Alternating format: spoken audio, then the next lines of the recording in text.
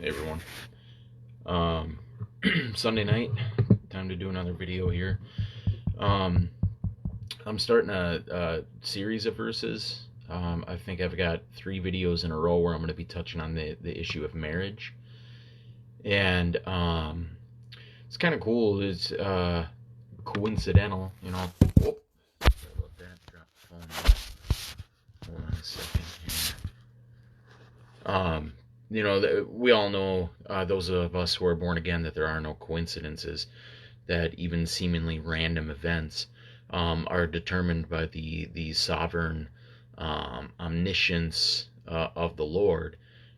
Proverbs says that even the casting of a lot, which is essentially like drawing straws or flipping of a coin or tossing of a dice, even that is in the hands of the Lord. He disposes it as he pleases. So something random like that, you roll a dice and you get a number 5, that's determined by the Lord. All things are determined by him. He's sovereign. He directs all things.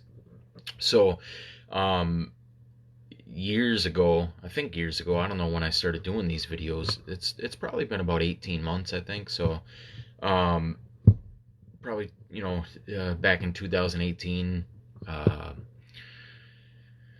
whenever it was, it's really irrelevant. But the point is, and I've shared this before, how I went through all these different articles that I had written over the years, and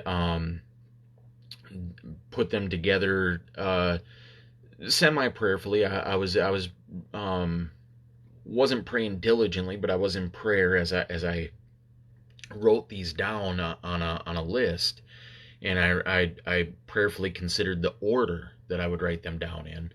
And so it just so happens that I'm coming to the issue of marriage now, touching on several articles I've written on that issue. And I'm reading a book by Pastor John Piper, Desiring God, and I just now finished the chapter on marriage. And then I try to listen to a sermon every day, and so I'll put my playlist on shuffle and just play a random sermon. And today's sermon was a sermon by Pastor Paul Washer on the issue of marriage. And then I'm coming into this article on marriage, so I thought that was kind of cool. But as always, if you can't watch this live or you can't watch the whole thing, subscribe to my YouTube channel. You can watch this and all my videos at your convenience. My YouTube channel is King Ram 417. That's K, my middle initial. Ingram, my last name, 417. King Ram 417. I try to get these posted right away, and you can watch this and all my videos at your convenience. As always, before getting into this, I want to pray. So if you want to pray with me, I'd appreciate it.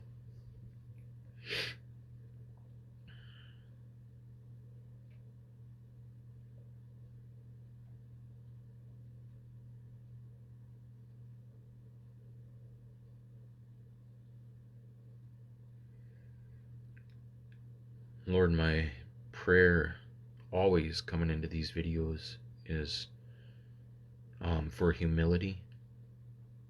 I'm very aware of the pride that dwells within me, and when doing a public speaking thing or one of these videos, Lord, I am aware of the desire in my flesh to receive the praise of men, and to have eyes look upon me as if I am something, Lord.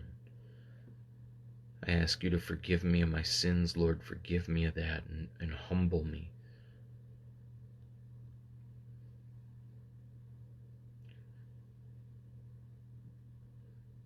Lord, I have a head knowledge that I am nothing. I'm a worm. I am weak and lowly, and every good thing that I have comes from you, Lord. I pray that passes from head knowledge into heart knowledge, that it becomes a part of my character, that it becomes a part of my heart, Lord, and who I am in sincerity, that you would make me meek and humble. I pray for your gentleness as you do that, Lord, as you work this sin out of my heart. I pray for your gentle correction, your gentle chastisement, Lord. I pray that you help me. I'm kind of stuffed up here as I do this video, that you just help me to press through that. I pray that only what's good, only what's pure, only what's true go forth in this video, that anything that's of me, anything that's wrong, Lord, anything that's my own opinion that deviates from your meaning in the scriptures, that it be lost to the hearers, that it go in one ear and out the other, that they not hear it, Lord, but that what's true, what's good, what's glorious, what brings honor to you, Lord, what helps edify your saints and helps us to walk more in line with your commandments, Lord. I pray that go forth, that it take root in people's hearts, that they hear and grow, Lord, that you grow me, that you teach me, Lord, that where I'm wrong, you send somebody to correct me, Lord, that you give me ears to hear, Lord. Keep me free from error and help me to lift my eyes to you, Lord, to glorify you, to make much of you, to make much of your word. Fill me with joy as I speak about your word, Lord, your magnificent and beautiful and perfect and holy word that gives us truth in everything it speaks of, Lord. And here we're going to look into the issue of marriage. And so we're going to learn the truths of marriage, your eternal, all holy, righteous truths, Lord, that surpass all of man's understanding, all of man's ideas and wisdom. Your word is true. Your word is what is solid, is absolute. Our ideas are fallible and wrong as far as they deviate from your word, Lord. So help us to submit to your word, submit our understanding to you, Lord, submit our lives to you, to conform our lives to your word. Teach us through your word, Lord. I love you, Lord. In Jesus' name I pray. Amen. All right, give me 1 second here. I'm going to blow my nose.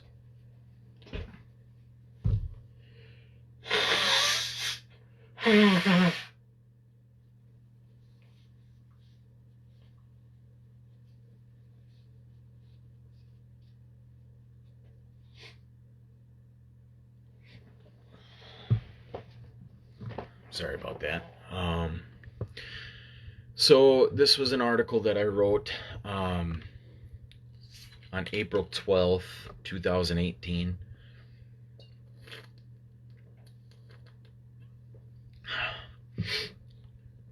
I don't recall why I was writing about this particular issue.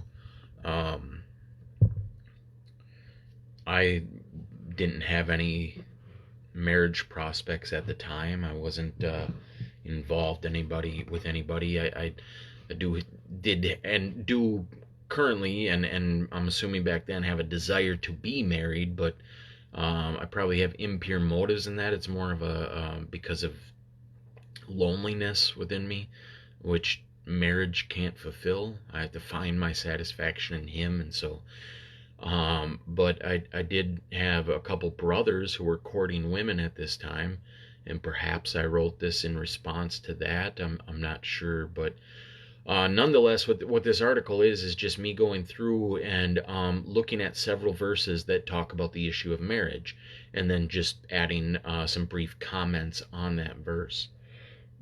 And one side note, one caveat here is that being a man, this is written from a man's perspective, so I'm going to be coming at this from the position of a husband.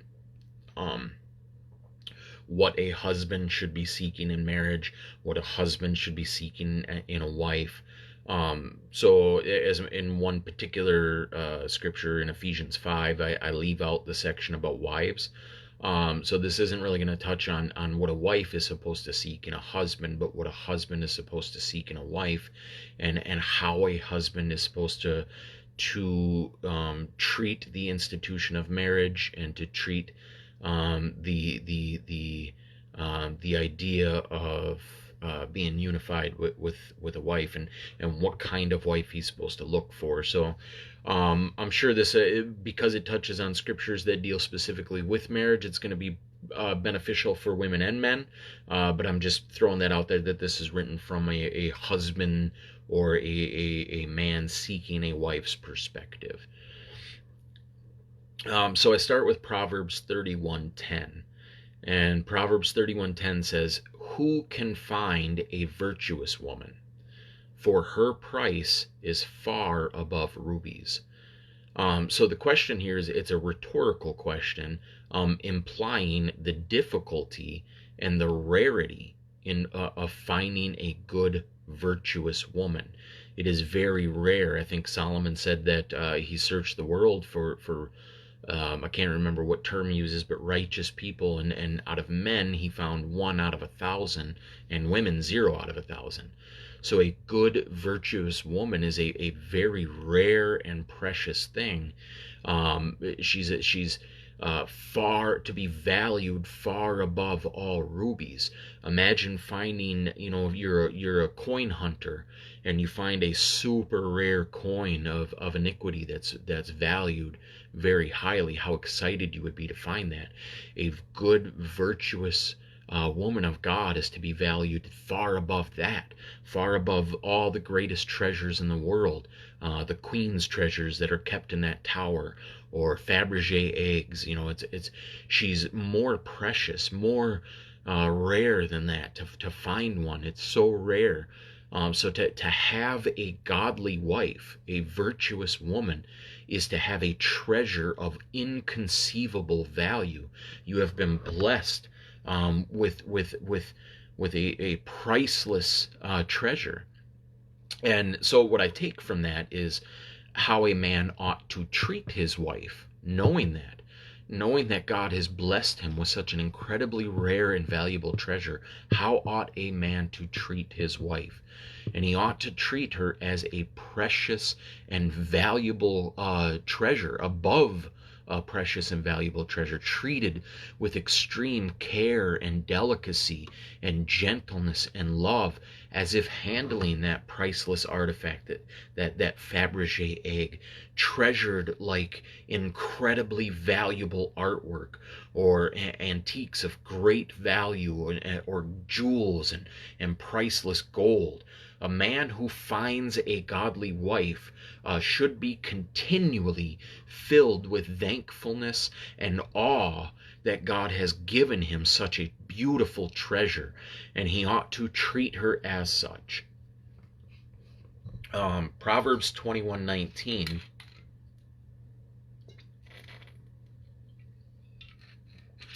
gives us the opposite end of the spectrum here. It says, it is better to dwell in the wilderness than with a contentious and an angry woman. So opposite of the virtuous wife, the good, wholesome, godly wife, we find an angry, contentious, brawling woman. And the scriptures tell us that it's a dreadful thing to have a wife like that. It is an oppressive, doom-filled, gloomy thing to have a wife like that. It is better to be out in the wilderness, sleeping in the woods, cold and wet and hungry and scared, than to be with a woman like this. So the wisdom to be gleaned there is that a man seeking a wife, a man looking for a godly wife, must take great and extreme caution before entering into marriage with a woman. He must examine her life and see what her character is. He must find out her temperance and her attitude and her behavior. Men are so often led astray by lust, by the lust of the eyes. They're led astray by beauty and by glamour, and sexual attraction and flirtation, and what's the word I'm looking for here? Just that alluring sensuality, and that's folly. It is wrong. The scriptures tell us that beauty fades. What you're left with is the character of that woman. And this applies to women as well. They need to take great care in how they seek out a man. They need to examine his life. They can't look for the man with the great hair and the great smile and the great body.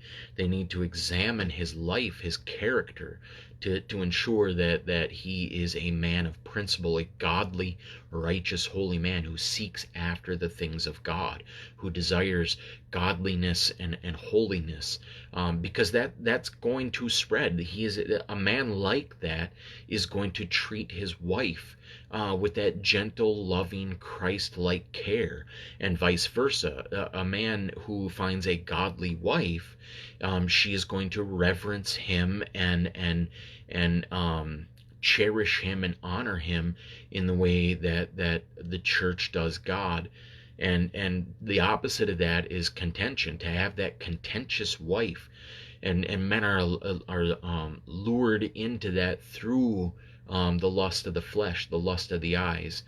To end up with a wife like that would be horrible.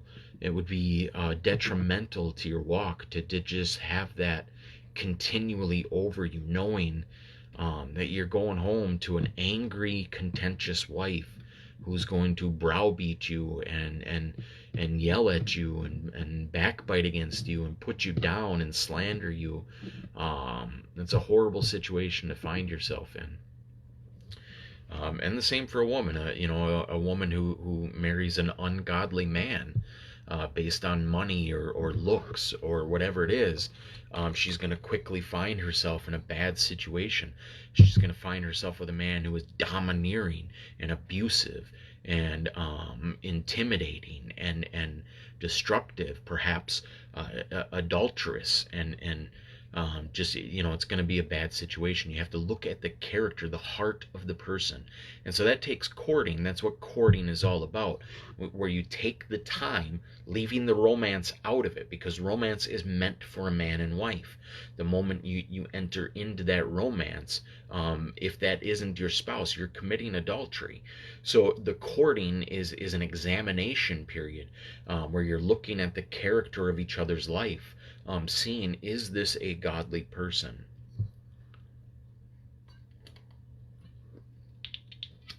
Colossians 3, verse 19.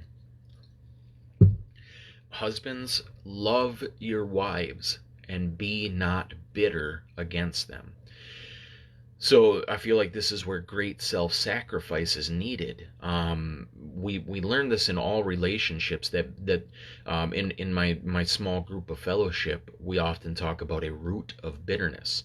The moment one of us becomes offended at another one, a root of bitterness springs up, and that bitterness causes us to react in sin towards that person, either through cold indifference and silence, or hypocritical criticism, or vindictive, sly undercuttings, like backbiting and slander or whatever. It's not good. So, and in a marriage, that is amplified, because you're going to be with that person all the time. So as a husband, loving a weaker vessel, the scriptures call the woman the weaker vessel, and that doesn't mean less intelligent, less filled with less strength or less character. That's not what that means. Weaker is more precious and delicate, like the difference between a rock and a Fabergé egg. The Fabergé egg is weaker. That doesn't mean it's any less valuable. It's infinitely more valuable. The rock you can slam and smash and hit with a hammer, and it's going to be fine. That Fabergé egg, it's so delicate and precious and weak that, just if you sneeze wrong and you squeeze it too hard, it's going to break, or it's going to fracture, it's going to crack. And so it is like men with men. I can get away with quite a bit of sin and folly with my brothers, because we're hardened men. I can do foolish and say hurtful things to them, and we can get past that pretty easily. Not so with your wife. Your words and your behavior towards her is going to affect her. And I've counseled a few different married couples when they've been in their youth and in conversation with each other, they get into a fight. And I've heard the man backbite against the wife and severely chastise him. What are you doing? You do not speak to your wife like that. You can't bite back. You can't be bitter. She is the more delicate, more precious vessel. You can take that. She can't. You must not get angry or offended, or you can't go on the offense and the attack. Whether that's, and you have to be careful, because some men won't verbally attack, but they'll get bitter and grow silent.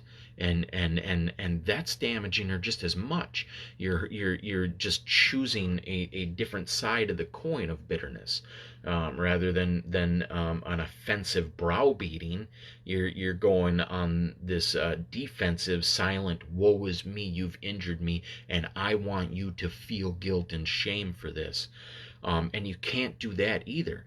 When she backbites against you, when she says something mean or hurtful, when she injures you, you must absorb that. You must take it. You must, as the man, that is your duty, to take that and not to fight back. That the imagery is Christ and the church. The church is represented as the woman. Christ is represented as the man. When we do injury to Christ, he doesn't fight back. He doesn't hurt us back. He takes that upon himself. He absorbs it, knowing our sinful flesh, knowing we are the weaker vessel. So you must view her as that delicate and precious jewel, and you must not respond in revenge, like handling that Fabergé egg. It may, imagine it poking you, or like I'm not familiar with Fabergé eggs. I'm not a rich man. I've never held one in my hand, but imagine it's got jewels and stuff on it, and one of them cuts you, pierces you, and causes pain. If you react, oh, you could drop it and smash it, or you squeeze too hard, you could break it. You must absorb that hurt and not respond, but instead act in love and care and compassion and wisdom and delicacy. That's part of leadership, learning how to overcome that without hurting her back. Be the man and take that. Proverbs 14:1.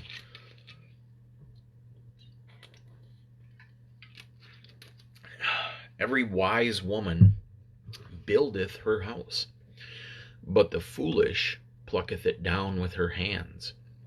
So I take this to show that a wise wife is one who is set about to build up her family, to edify her family, to edify her husband, and if there's children involved, to edify them as well, to grow them up. She tries to encourage and edify, not criticize, slander, and tear down. She doesn't browbeat and make the man feel like low garbage. She's there to encourage him, not hold him down. A woman who strives to support her husband and her children, and to spur them on in their pursuit of God, in their pursuit of righteousness, in their pursuit of holiness. So the man must seek a woman like this. This is again part of that courting process. You must examine to see, is this a woman who is going to encourage me, or is she going to put me down? Is she going to discourage me and put me into this cloud of gloominess and depression, or is she going to build me up and encourage me in evangelistic efforts and in my diligent study of the Lord? Is she going to encourage me in my teaching? Is she going to encourage me in my ministry?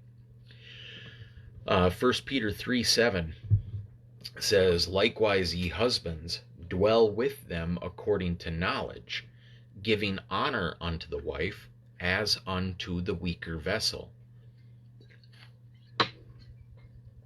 and as being heirs together of the grace of life, that your prayers be not hindered. So the main thing that sticks out to me here in this verse is that honor is given to the weaker vessel. It again reminds me of handling a precious and fragile artifact of incredible value. Having that knowledge, the husband should treat his wife with delicate and tender care, the same as handling that fragile artifact.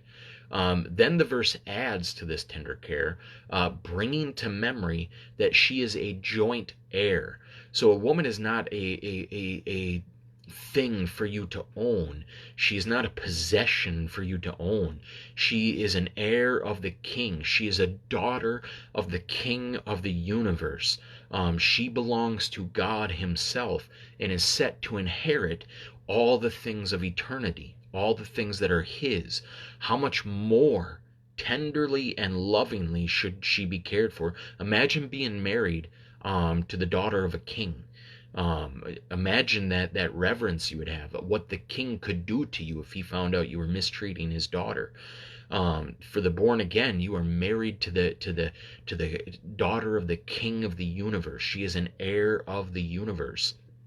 So how much more tenderly and lovingly should you care for her?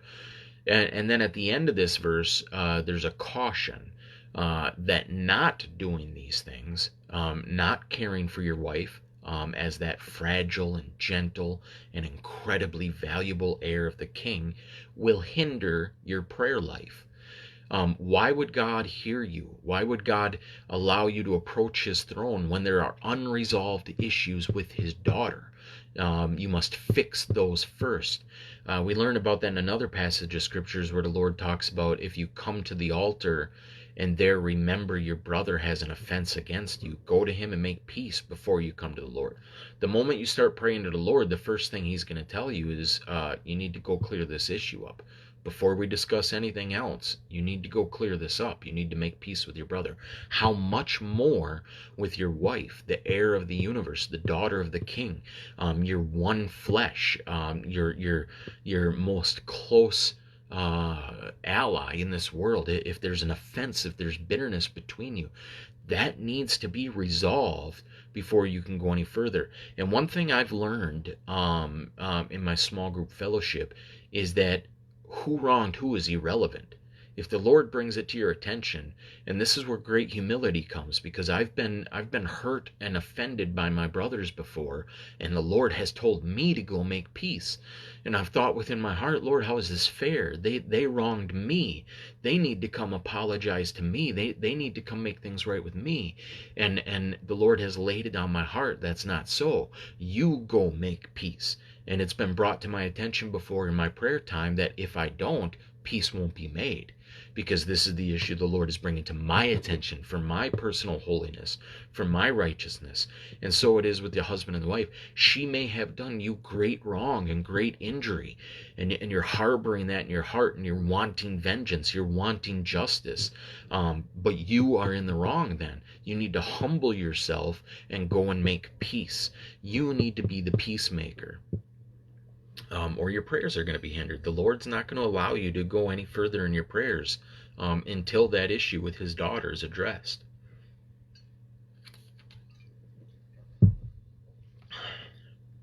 Hebrews 13:4. Marriage is honorable in all, and the bed undefiled. But whoremongers and adulterers God will judge. So there's different opinions on what is meant here, but it's pretty plain and straightforward to me, and I take it in its plain and straightforward meaning. The sexual life between a man and his wife is not sinful. Whatever they do with each other is permissible. Outside of the marriage bed, all sexual incidences are sinful. Because you're not in that covenant of marriage. You're outside that. You're in the sin of fornication. You're an adulterer or a whoremonger, and so that is wicked. But once married, the bed is pure. You're free to do with each other as you would please, whatever brings you pleasure. That's one of the benefits of being married. Ephesians 5:25 through 28, and then I'm going to skip to verse 33. So, husbands, love your wives, even as Christ also loved the church, and gave himself for it, that he might sanctify and cleanse it with the washing of water by the word, that he might present it to himself a glorious church, not having spot or wrinkle or any such thing, but that it should be holy and without blemish. So ought men to love their wives as their own bodies. He that loveth his wife loveth himself. And then skipping forward to 33, nevertheless, let every one of you in particular so love his wife even as himself, and the wife see that she reverence her husband. So again, I'm looking at this from the husband's perspective. So I left out the verses there that show the duties of a wife towards her husband, namely respect and reverence. And I'm looking at the husband's responsibility towards his wife. I see three things here. One, a man should love his wife like Christ loved the church. That is a sacrificial love. It's a humility serving love. Christ was the leader, but he served. He humbled himself. He gave to the church at all times. He leads, he directs, he shepherds, but in gentle kindness and humility and patience and long suffering and that perfect love, which is outlined in 1 Corinthians 13. And so we ought to do to our wives. We need to love in that same fashion. So a Christian man about to get married really, really needs to focus on 1 Corinthians 13, 4 through 8. Really meditate on what pure love is, because that is the love that Christ gave to the church, and that is the love that a husband is required to give to his wife. Love is patient, love is kind, love is long-suffering, so on and so forth. Love bears all things, believes all things, hopes all things. I forget what else it says, but meditate upon that and make that your love. That is your duty, to love your wife in that fashion. It does not seek its own. It doesn't. Let me look at it here because I don't want to misquote it.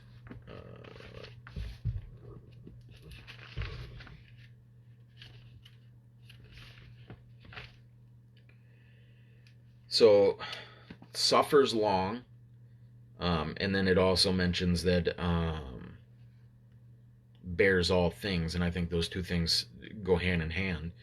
It endures. Love endures and suffers long. It doesn't seek vengeance. It's enduring love. It's kind.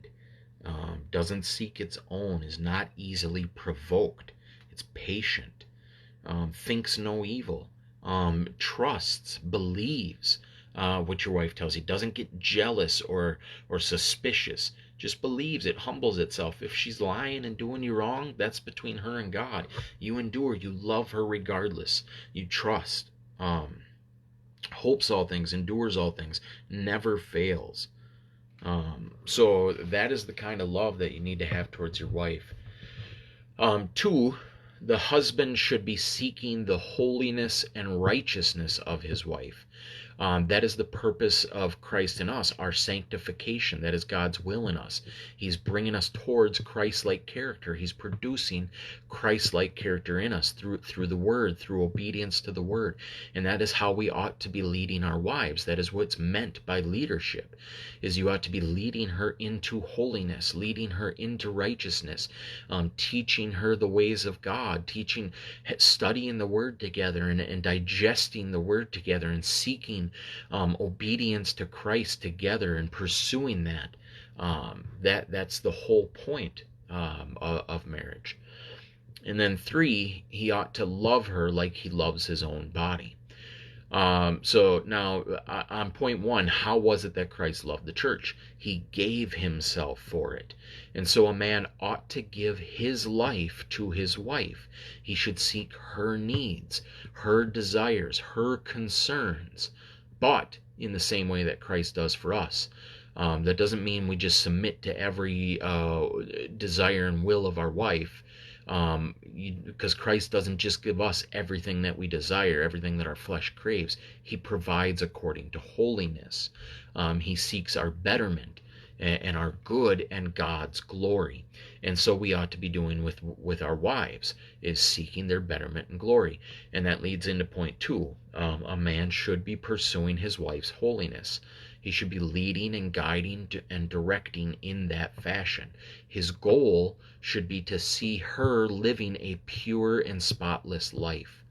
And then three, a man is to love his wife like his own body, providing for it, satisfying its needs, seeking its comfort, its peace of mind and joy. And so a man ought to do for his own wife.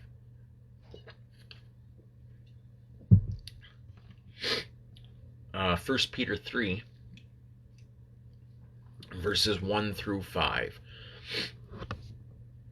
Likewise, ye wives, be in subjection to your own husbands, that if any obey not the word, they also may without the word be won by the conversation of the wives, while they behold your chaste conversation coupled with fear, whose adorning, let it not be that outward adorning of plaiting the hair, and of wearing of gold, or of putting on of apparel, but let it be the hidden man of the heart, in that which is not corruptible, even the ornament of a meek and quiet spirit, which is in the sight of God of great price. For after this manner in the old time the holy women also who trusted in God adorned themselves, being in subjection unto their own husbands. So, for any woman hearing this and wanting to study that out, go back and reread the Ephesians 5 verses that I left out, like verses 28 through 32, I think, or something like that. And carefully study this 1 Peter 3 section too, because this ties in with those Ephesians verses. A man, so again, I'm speaking from a man's perspective, a man should be seeking a wife like this. Again, studying her character, studying to make sure she's not contentious, studying to make sure that she's virtuous and good and wholesome. And then here, studying to see if she is a quiet and meek woman, a humble and God-fearing woman, not concerned with outer beauty and trying to draw attention to their flesh. That's sensual, it's lustful, it's sinful. She ought to be one who is prudent and chaste.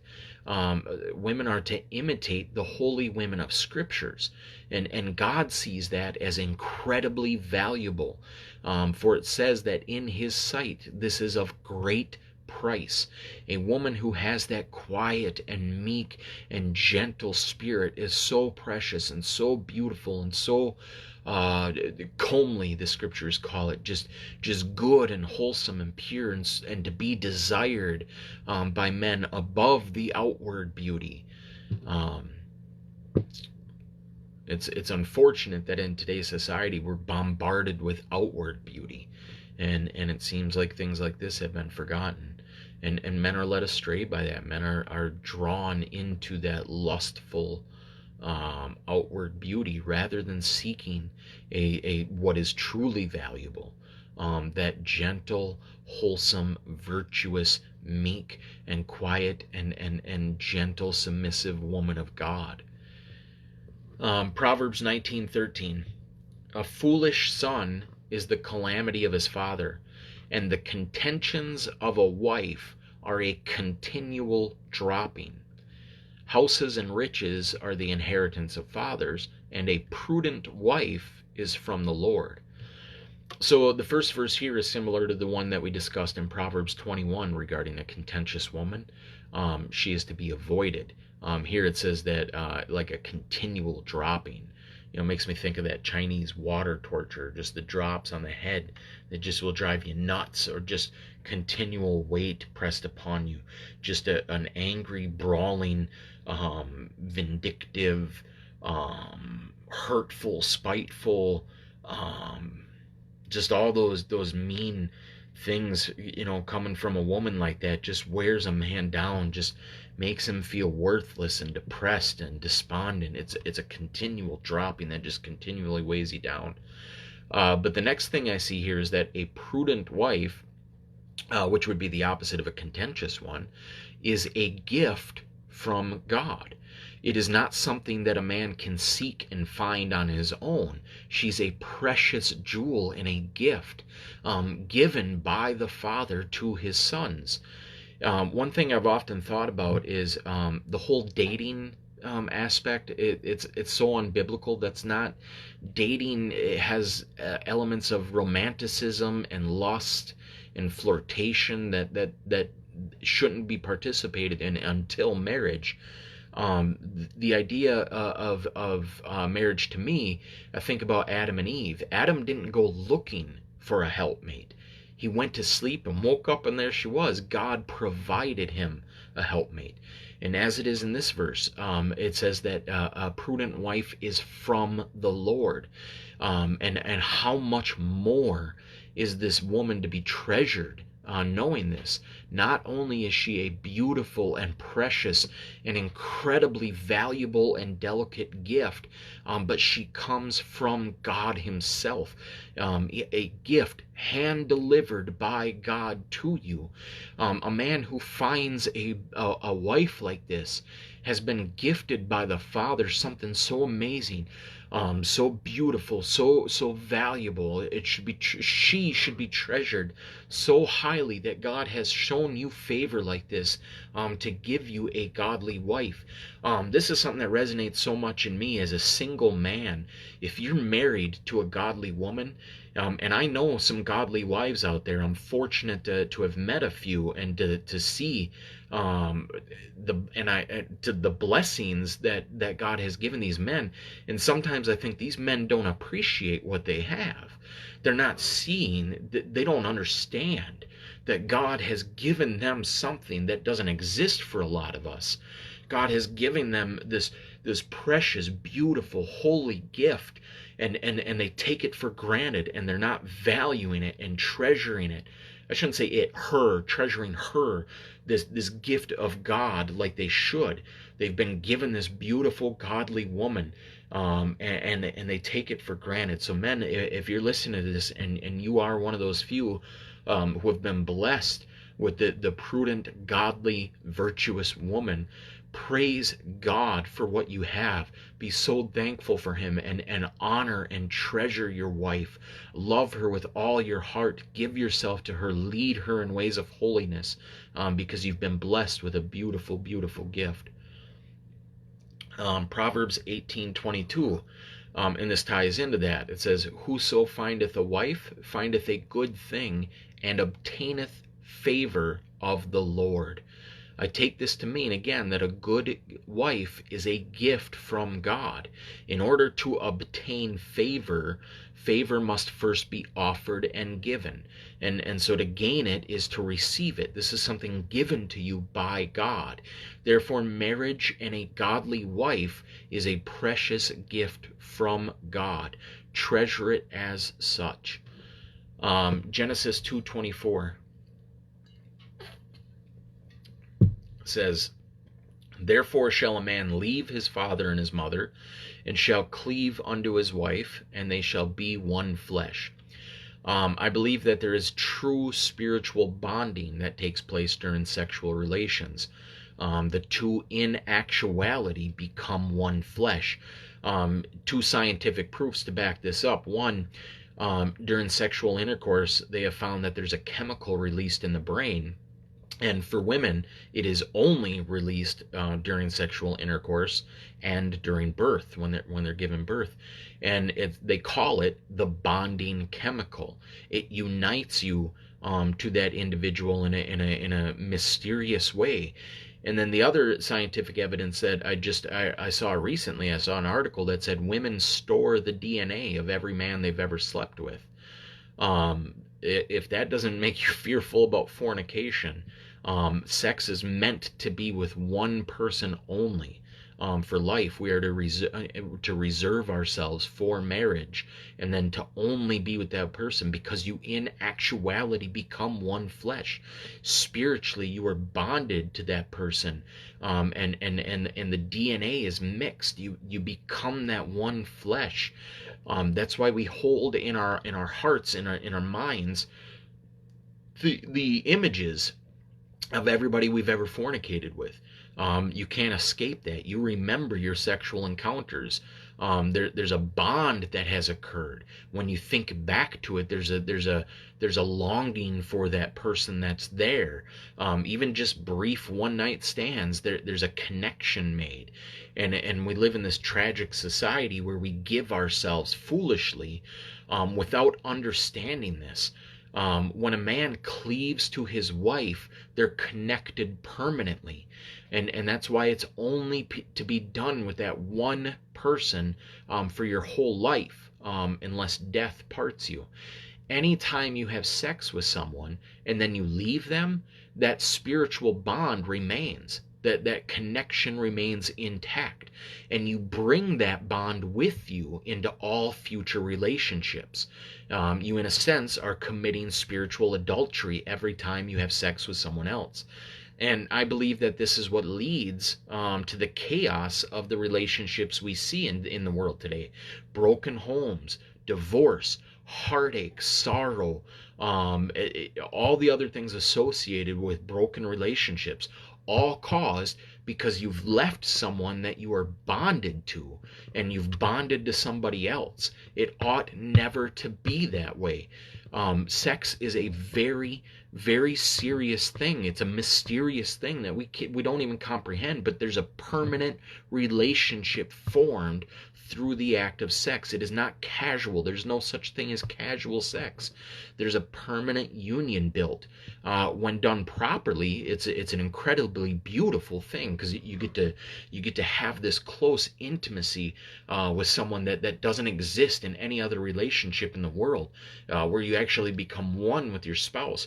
But when it's done wrong, it's so tragic and heartbreaking and destructive, and unfortunately, we live in this society where most of us have fallen in this area. We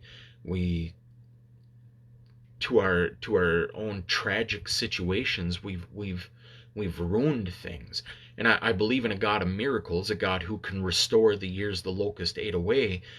So through careful repentance and truth, and a diligent study of this truth, and a prayerful seeking out of the Lord, there can be healing, there can be restoration, so that you can enter into union with your wife in purity, with the damage that was done somewhat removed. Although we do reap what we sow. There are consequences that linger on, but I believe in a God of restoration. But the point is none of us, most of us, have not taken sex as seriously as we ought to. 1 Corinthians 7, verse 39 says, "The wife is bound by the law as long as her husband liveth. But if her husband be dead, she is at liberty to be married to whom she will, only in the Lord." So this is one of the few times where that bond is broken. If a spouse dies, the remaining party is allowed to remarry. The Lord breaks that bond at death, so that you don't have to remain permanently single. You can then remarry. But it's important to note that it says only in the Lord. Believers must marry believers. And that leads me into this next verse here. 2 Corinthians 6:14, "Be ye not unequally yoked together with unbelievers. For what fellowship hath righteousness with unrighteousness? And what communion hath light with darkness?" So with that bonding aspect in mind, this command becomes even more severe. As saints of God, distinct and separate from the lost world, and it's important to note, not better. We're not better. The Lord has just removed us from what we once were. He has made us something different. He has brought us into the kingdom of light. And we are to have nothing to do with the unfruitful works of darkness from that previous kingdom. We are supposed to despise even the garments of those in sin. Judah 1:23. And again, that's not a legalistic looking down my nose at sinners as if I'm better than them, because I'm not. I have the lingering fragrance of sin still upon me, and I was once just like that, and I did nothing to redeem myself from it. It was the grace of God, so I can't ever, look down my nose at someone else, but I can recognize the danger and destructiveness of sin and despise that, to flee from that, to stay away from that, and those in it. We are from a different kingdom, the kingdom of light. They are from the kingdom of darkness. And again, it's important that we're not better. The only reason we're in this kingdom is because of the grace of God. The only reason they remain in the kingdom of darkness is because the grace of God has not shown upon them. There's nothing in us different from them. And so we pray and we're hopeful that the Lord will shine his grace upon them and bring them out. But in the meantime, we recognize the distinction that we can no longer walk in that world. We can no longer associate with that world. The Lord has called us apart. We are sheep, they remain goats. We are wheat, they remain tares. We are children of God, they are still children of Satan, children of wrath in that kingdom of Satan. We are aliens and strangers in this world, they are at home in this world. And so we're to remain holy, which the word holy means set apart. We are to remain holy for the Lord.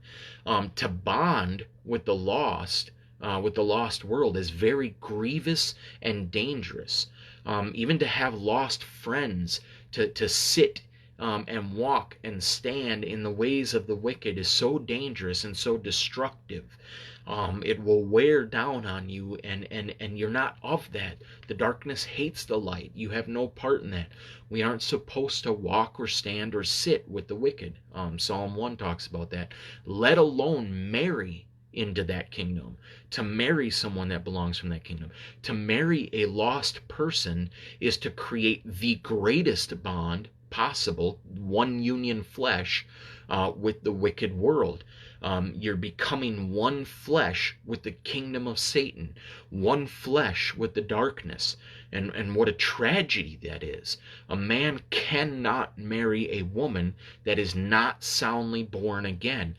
And again, a woman cannot marry a man that is not soundly born again, which is why we court, which is different than dating. It's again not romantic. It's an examination of each other's lives. Are you truly born again? Do you exhibit the fruits of the Spirit? Are you a brother or sister in Christ that I can walk with in unity? To go against that and to unify the one flesh with someone who is not born again would be most destructive and chaotic, and just it would be the most terrible situation you can think of. 1 Corinthians 7, 1 through 6 says, Now concerning the things whereof ye wrote unto me, it is good for a man not to touch a woman. Nevertheless, to avoid fornication, let every man have his own wife, and let every woman have her own husband. Let the husband render unto the wife due benevolence, and likewise also the wife unto the husband. The wife hath not power of her own body, but the husband. And likewise also the husband hath not power of his own body, but the wife. Defraud ye not one another, except it be with consent for a time, that ye may give yourselves to fasting and prayer, and come together again, that Satan tempt you not for incontinency. But I speak this by permission, and not of commandment. So what we learn here is that one of the reasons for marriage is to avoid fornication. One of the purposes of marriage is for sex. Most of us don't have the gift of singleness, and therefore we suffer with strong attraction for the opposite sex. We long to be with someone of the opposite sex, and God knows this, and he offers a remedy, marriage, a lawful way to fulfill these desires. As such, when entering into marriage, these verses need to be carefully examined by the couple as they court. People in courting process need to go through all the scriptures on marriage and carefully study them out. But these ones specifically, because we're not supposed to deprive one another of our sexual needs. And it seems like I'm not married, but it seems like from observation of other married couples and from hearing testimonies, that sex can be unfortunately used as a weapon in marriage, and depriving each other of that need can be used as a weapon, and that's unbiblical. It's not the way it's supposed to be. It's wicked to do that. These verses here show us that we're not supposed to deprive each other of these sexual needs, and so during that courting process, it needs to be understood the desires, the sexual desires and needs of each other, and that the wife is supposed to offer her body to her husband whenever he desires her, whenever he has that desire for sexual consummation, and vice versa. The husband is supposed to give his body for his wife whenever she desires that. His body is hers, and her body is his. And we're commanded to not withhold from each other except for agreed upon times of fasting and prayer. Continuing on in 1 Corinthians 7 there, verse 7 says, "For I would that all men were even as I myself, but every man hath his proper gift of God, one after this manner, and another after that. I say therefore to the unmarried and widows, it is good for them if they abide even as I. But if they cannot contain, let them marry. For it is better to marry than to burn." So to avoid lust, marriage is offered. Some of us do not have the ability to contain these desires. It says if they cannot contain, the implication being there that there are people who cannot contain. I think somebody who's gifted with singleness has the ability to contain, but most of us, I don't think, have that ability. We strongly desire sex, and we desire to be with someone. So to avoid lust, to avoid fornication, marriage is given as a gift from God. Continuing on in verse 10, "And unto the married I command, yet not I, but the Lord, let not the wife depart from her husband. But and if she depart, let her remain unmarried, or be reconciled to her husband, and let not the husband put away his wife." Bottom line, divorce is unacceptable. It is not permitted, except for a few reasons that are outlined in the scriptures, which we'll get to. One being death, which we've kind of touched on. You're not allowed to separate from your spouse. You've made a covenant with God, and you've entered into one union flesh with them. That can't be undone. You can't just write a certificate. The government can't just provide you with a certificate and undo what God has miraculously done on the spiritual. He has bonded you together in ways that we can't comprehend, that are real and experiential, but can't be put onto paper or seen. There's a bond made, and a government certificate doesn't erase that bond. There is no divorce. You can't tear apart what God has spiritually put together. Verse 12 through 16. "But to the rest speak I, not the Lord. If any brother hath a wife that believeth not, and she be pleased to dwell with him, let him not put her away. And the woman which hath a husband that believeth not, and if he be pleased to dwell with her, let her not leave him. For the unbelieving husband is sanctified by the wife, and the unbelieving wife is sanctified by the husband. Else were your children unclean, but now are they holy. But if the unbelieving depart, let him depart. A brother or sister is not under bondage in such cases, but God hath called us to peace. For what knowest thou, O wife, whether thou shalt save thy husband? Or how knowest thou, O man, whether thou shalt save thy wife?" So if you're already married to an unbeliever, and he or she is content being with a Christian, you must remain with them. And I know a dear brother who I love very much, who got saved after already being married, and his wife didn't get saved. So he's a very strong believer, and she's still agnostic and dabbling in like evolution and stuff like that, and opposed to Christianity. But she loves him, and she doesn't want to. She's not going to leave, and he loves her, and so they're united. She has chosen not to depart. And that's a good thing. It says that they're sanctified through you. which means to be made clean, made holy. And you see that even in your common relationships. If people know your Christ-like character, the more you're around them, you'll see them watching their tongue more often, and catching their own sins, apologizing for their blasphemies. They're sanctified through you. And a wife and a husband dwelling together, how much more so, as she dwells with you and she sees your character, she sees your conduct. She's going to behave in more Christ-like manner. She's going to be sanctified through that, which makes rearing children a lot easier. And perhaps they end up getting saved through you. But if they decide to leave, if they say, I can't deal with this holier than thou Christian, because darkness hates the light. And so if they react in that way and they decide to leave, this is one of the few times that divorce is allowed. The saint is not under obligation. It says a brother or sister is not under bondage. What bondage is it speaking about? The bondage of marriage. The bond, the union of marriage.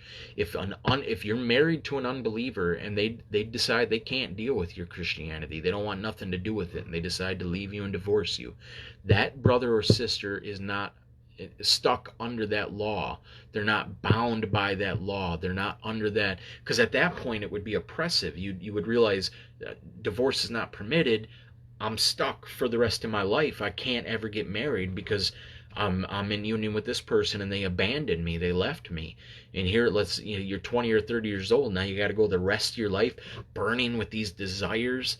But the saint, there's freedom. God offers freedom in that case, and a saint is not under obligation. Now, of course, you should fight for your marriage. You should seek reconciliation. You should plead and determine to strive to remain married. But if the lost party is determined to leave you and you can't stop it, you're free from that bondage.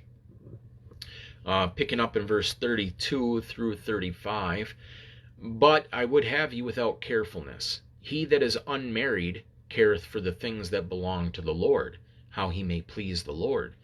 But he that is married careth for the things that are of the world, how he may please his wife. There is a difference also between a wife and a virgin. The unmarried woman careth for the things of the Lord, that she may be holy both in body and in spirit. But she that is married careth for the things of the world, how she may please her husband. And this I speak for your own profit, not that I may cast a snare upon you, but for that which is comely, and that ye may attend upon the Lord without distraction. So I think these verses are given as a caution, so that people entering into marriage can understand the danger that is presented, the pitfall, the net that is set. A married man may end up consumed with his wife. His thoughts and actions on a daily basis might solely be based around how to please her rather than God. So we have to, and these verses are given to us so that we can know this ahead of time. We must be diligent to not let that happen. A married man must make the Lord his priority. The Lord must always remain first. So I believe during the courting process, this needs to be discussed extensively. Marriage must not stand in the way of the Lord. It must amplify our pursuit of holiness, not hinder it. Verse 39, the wife is bound by the law as long as her husband liveth. But if her husband be dead, she is at liberty to be married to whom she will, only in the Lord. So the word liberty is the opposite of that bondage here. We again see that death frees from the bond of marriage, and remarriage is again permissible. But we are again cautioned that we must marry in the Lord. That is, we must not be unequally yoked with an unbeliever. Matthew 19, verses 3 through 9. It says, the Pharisees also came unto him, tempting him, and saying unto him, is it lawful for a man to put away his wife for every cause? And put away means divorce. So they're asking straightly, can we divorce for any reason? Verse 4, and he answered and said unto them, have ye not read that he which made them at the beginning made them male and female, and said, For this cause shall a man leave father and mother, and shall cleave to his wife, and they twain shall be one flesh? Wherefore they are no more twain, but one flesh. What therefore God hath joined together, let not man put asunder. They say unto him, Why did Moses then command to give a writing of divorcement, and to put her away? He saith unto them, Moses, because of the hardness of your hearts, suffered you to put away your wives. But from the beginning it was not so. And I say unto you, Whosoever shall put away his wife, except it be for fornication, and shall marry another, committeth adultery. And whoso marrieth her which is put away doth commit adultery. So here we see Jesus reiterating the one flesh bonding of marriage, and amplifying our understanding of it by saying that this is an act of God. The one flesh unity is something that is done by God. It is miraculous and supernatural. Therefore, what he has done cannot be undone by man. You can't just write a certificate or go to the government and undo the supernatural act that God has done. So knowing this, divorce is not permitted. Simply separating from your spouse and getting a government document of divorce does nothing to separate the flesh that has been supernaturally unified. It would take an act of God to undo that bonding. And we are not permitted to separate from our spouses, except for one reason. In verse 9, well, and this would be the second reason. The first would be if you're married to an unbeliever and they abandon you.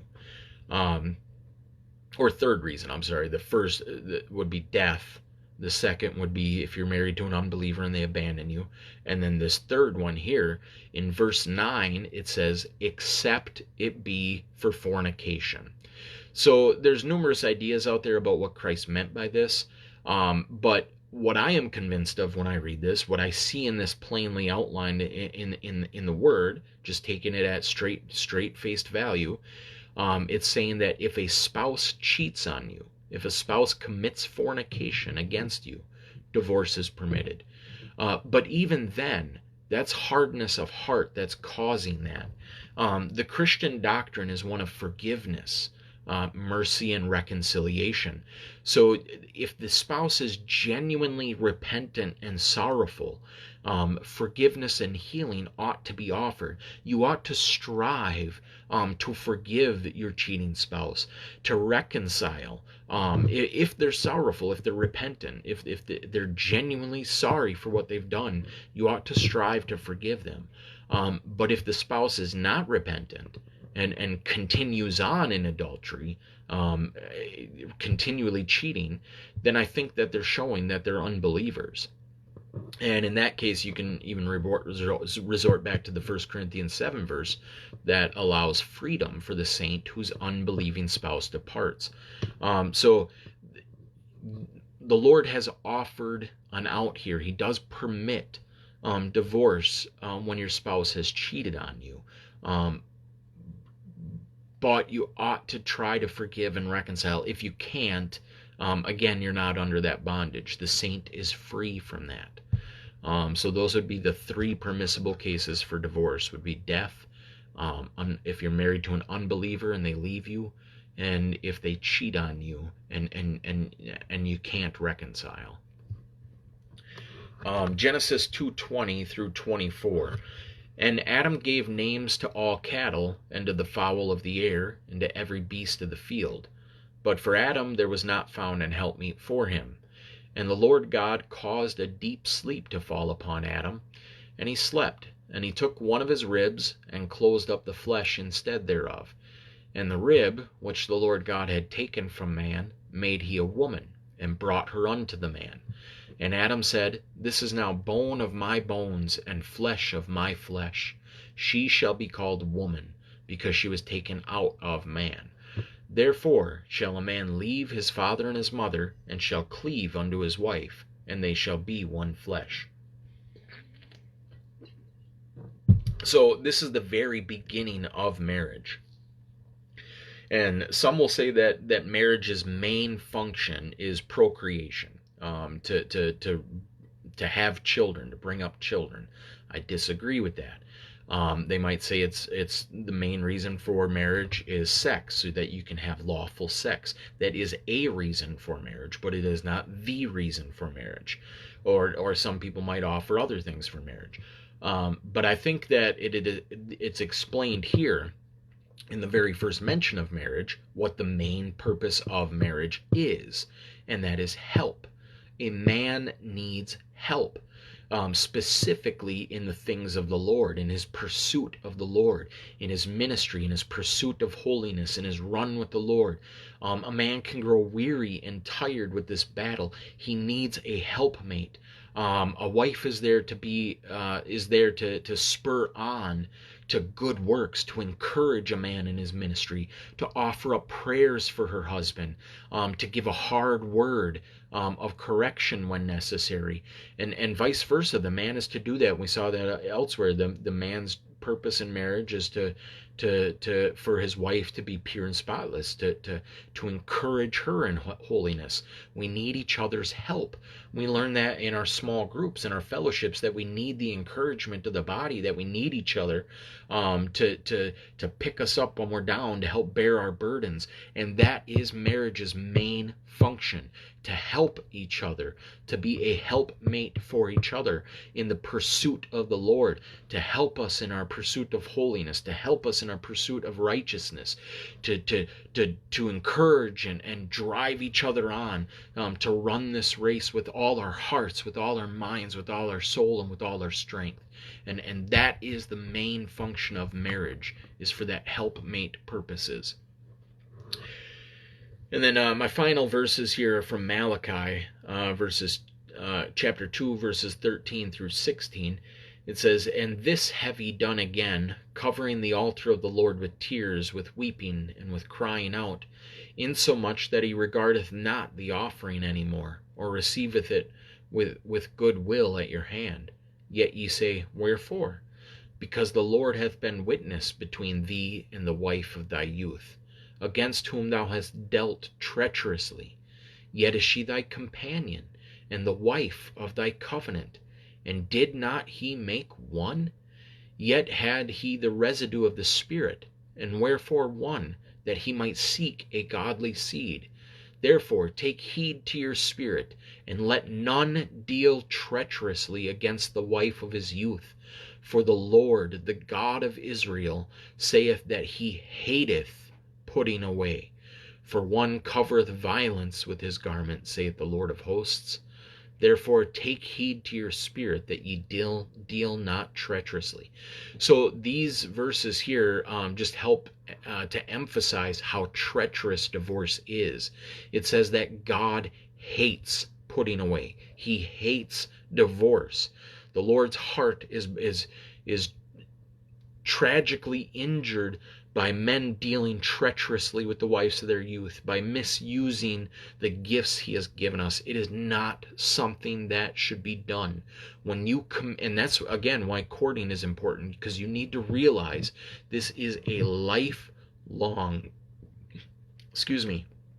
permanent, very serious covenant that you are entering into. It cannot be taken lightly. Marriage is permanent and severe. The Lord is doing this. He's making a one flesh union. You cannot take that lightly. You cannot ever walk away from that. So you need to court to make sure I'm entering into this with a godly woman or a godly man that I can trust to be my helpmate, that I can trust to run this race with me, to encourage me, to pray for me, to study with me, to love me, to give themselves for me, body, mind, and soul, to compassionately take care of me, to provide, all those things. When you commit to your wife, it is a very, very serious and sober commitment. It is permanent. Um, all the government documents of divorce in the world can't undo what God has done. You cannot walk away from that. You must stay with her through everything. God has put her with you. You cannot turn your back on her, ever. And that's what I got for this article. So, again, if you're just catching the end of it or you didn't see the whole thing, subscribe to my YouTube channel. You can catch this and all my videos at your convenience. I'll try to get this posted right away. It's King Ram 417. K, my middle initial. Ingram, my last name, 417. And yeah, that's it. We'll talk to you next time. I love you guys. Later.